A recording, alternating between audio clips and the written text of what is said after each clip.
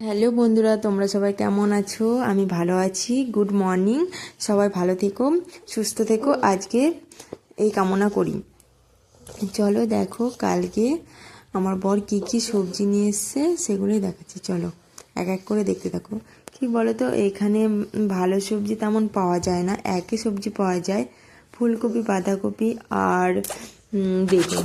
এই তিনটে সবজি সবসময় প্রায় পাওয়াই যায়। শাক তো ভালো পাওয়া যায় না। এই দেখো দুটো ফুলকপি এনেছে কালকে, ভালো ফুলকপি দুটো। একটা এনেছে ক্যাপসিকাম, ছেলেকে দিই, ছেলের জন্য এনেছে।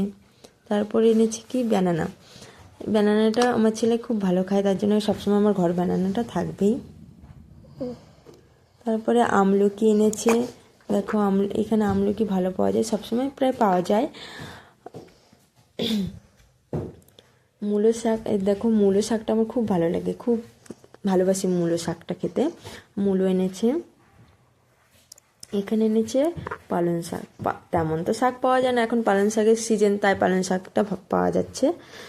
আর এমনি তাছাড়া আমাদের ওখানে অনেক রকমের শাক পাওয়া যায়, এখানে অত পাওয়া যায় না। এখানে মেথি শাক, রায় শাক, কী সব শাকের নাম ওগুলো জানিও না, এখানে এসেই শুনছি। এখানে ধনে পাতা এনেছে কিছু।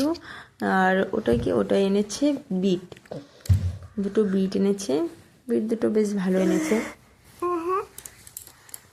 তারপর এনেছে কাঁচা হলুদ, কেননা কাঁচা হলুদ, আমলকি, গাজর এটা দিয়ে আমার বর একটা জুস করে খায়, তার জন্য এনেছে।